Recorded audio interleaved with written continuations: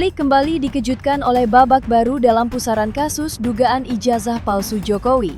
Pernyataan dari pihak kepolisian yang mengklaim bahwa berkas perkara telah dinyatakan lengkap atau P21, sontak langsung memicu gelombang polemik di tengah masyarakat. Namun alih-alih meredam suasana, klaim tersebut justru memantik perlawanan yang jauh lebih sengit. Tak tinggal diam, kubu Roy Suryo CS langsung melayangkan serangan balik dengan 5 sanggahan yang sangat telak. Mereka tidak hanya mempertanyakan keabsahan prosedur hukum yang berjalan, tetapi juga secara berani membongkar apa yang mereka sebut sebagai kejanggalan di balik layar, mulai dari tidak adanya dokumen resmi dari kejaksaan, dugaan intervensi politik, hingga tudingan adanya niat jahat terstruktur yang menabrak hak asasi manusia. Lantas, benarkah ada skenario yang sengaja dipaksakan dalam kasus ini? Seperti apa pembelaan hukum yang disiapkan untuk meruntuhkan klaim P21 tersebut? Mari kita bedah 5 sanggahan telak dari Roy Suryo CS berikut ini.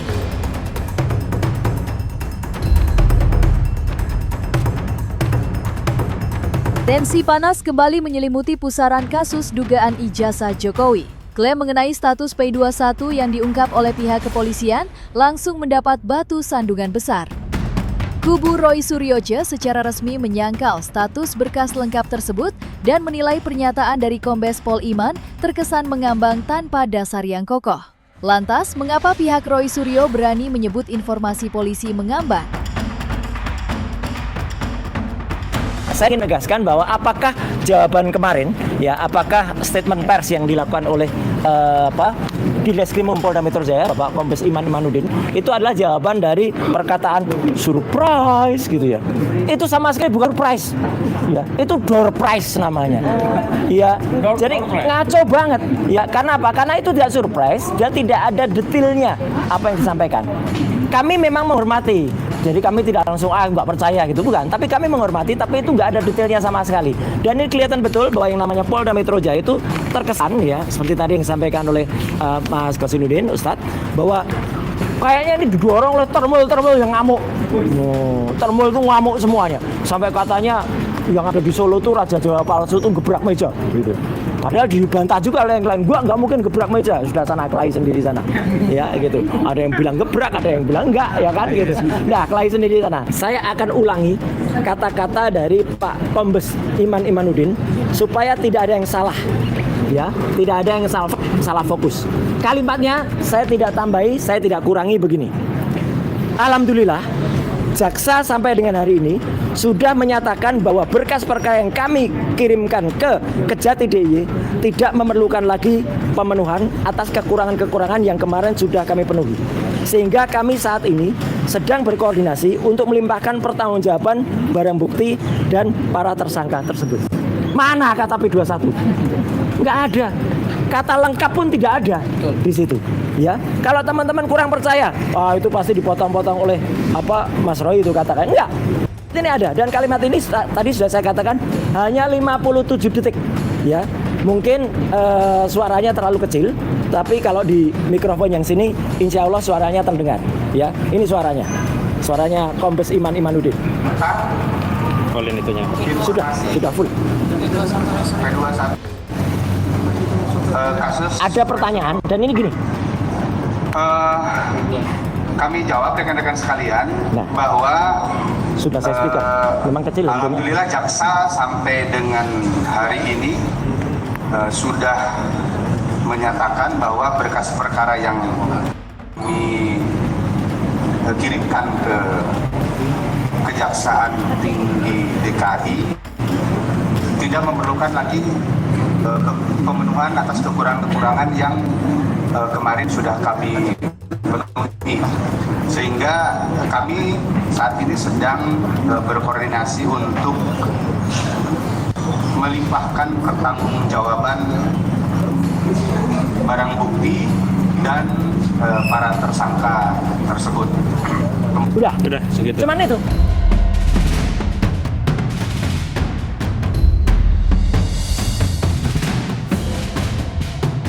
Di tengah ramainya, kabar mengenai berkas perkara yang disebut-sebut sudah dinyatakan lengkap atau P21, kubu Roy Suryo CS justru mengungkap fakta sebaliknya. Melalui sang pengacara, Ahmad Kosinuddin, Tim hukum menegaskan bahwa mereka sama sekali belum menerima dokumen pemberitahuan resmi dari pihak kejaksaan. Sanggahan ini pun langsung memicu pertanyaan besar. Apakah klaim P21 tersebut sengaja dilempar tanpa prosedur yang jelas?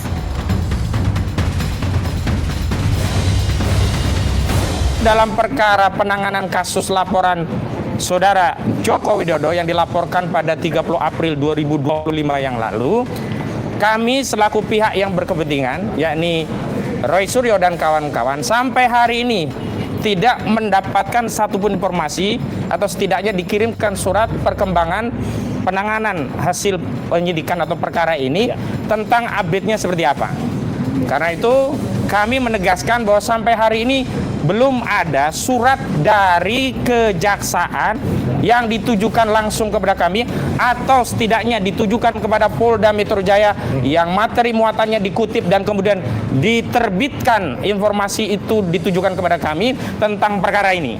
Sehingga kami tegaskan tidak ada atau belum ada satupun dokumen dari kejaksaan yang ditujukan kepada kami, termasuk kepada Polda, yang harusnya Polda juga punya kewajiban untuk meneruskan kepada kami tentang berkas perkara ini P21. Sekali lagi, belum ada berkas perkara yang dinyatakan secara eksplisit oleh pihak kejaksaan, baik secara langsung oleh pihak kejaksaan, baik melalui representasi Polda Metro Jaya, baik yang ditujukan kepada Polda maupun kepada kami, karena biasanya setiap perkembangan kasus itu sisinya atau tembusannya ditujukan kami tentang perkara ini.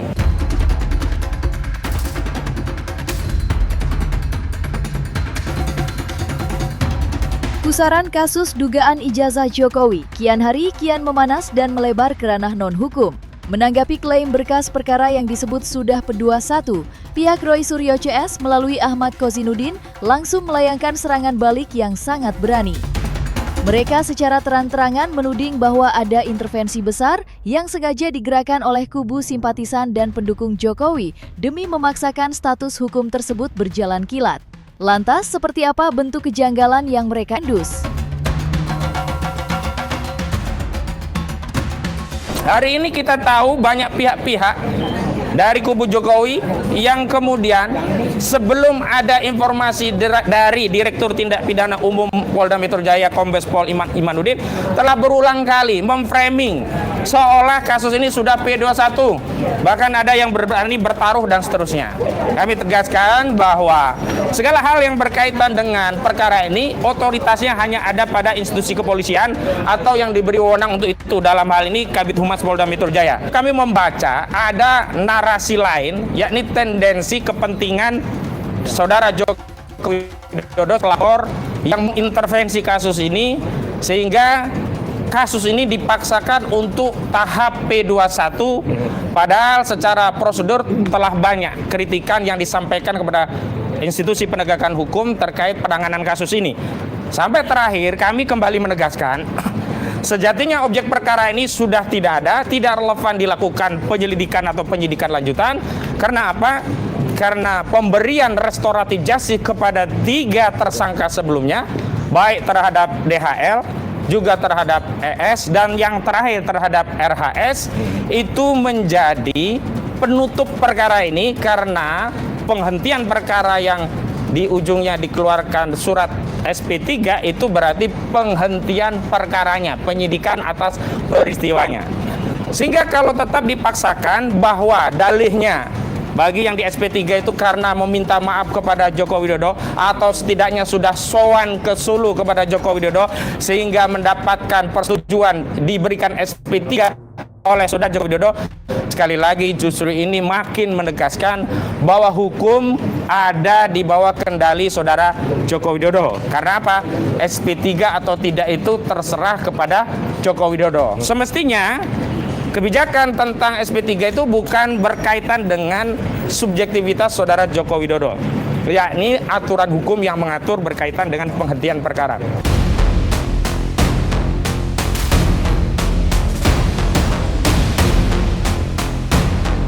Kasus dugaan ijazah Jokowi yang diklaim sudah berstatus P21 kini berubah menjadi arena saling serang yang kian panas. Menolak tinggal diam atas bergulirnya kasus ini, pihak Roy Suryo CS melayangkan reaksi yang sangat keras. Mereka secara terbuka menilai telah terjadi sebuah gerakan yang terstruktur, sistematis, dan digerakkan oleh mens rea atau niat jahat demi menyeret mereka ke balik jeruji besi. Lantas, bukti apa yang membuat pihak Roy Suryo seyakin itu?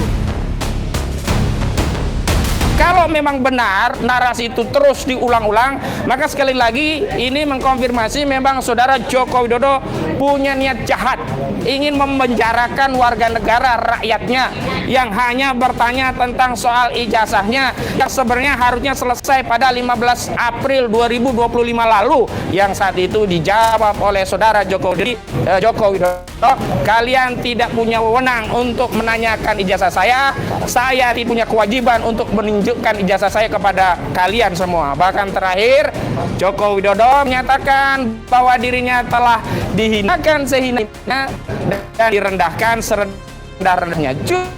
Justru yang membuat rendah serendah-rendahnya adalah sikap pengecut dari Joko Widodo yang tidak kunjung menunjukkan ijazahnya. Belakangan ya dari PDIP pun sama membuat narasi bahwa sebaiknya saudara Joko Widodo ketimbang keliling ke seluruh Indonesia untuk kampanye soal PSI, lebih baik menunjukkan ijazahnya. Jarod Saiful Hajat mengatakan demikian, Megawati Soekarno Putri sebelumnya juga sudah menyatakan demikian, Pak Yusuf Kalla juga sudah menyampaikan demikian. Bahkan saudara Joko Widodo kalau masih punya malu, seharusnya dia malu semalu-malunya. Karena apa? Ada Asrul Sani yang memberikan contoh secara praktis, di mana Hakim MK Asrul Sani ketika ada isu ijazah palsu, dia tunjukkan ijazahnya, perkara selesai.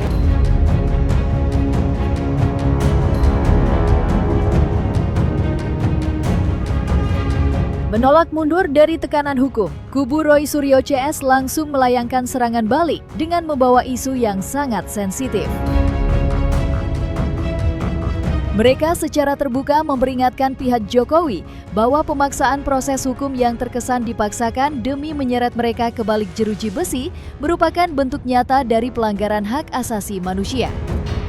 Lantas, seperti apa dasar hukum dari peringatan keras Roy Suryo CS ini?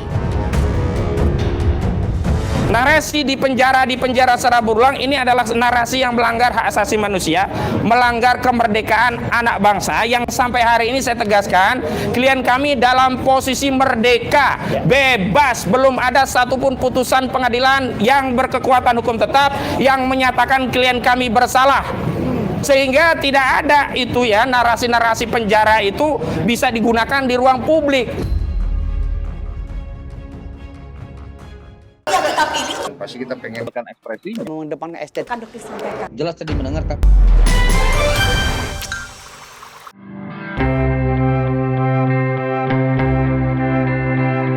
Dan jangan lupa untuk like, subscribe, dan juga share channel YouTube Cumi Cumi.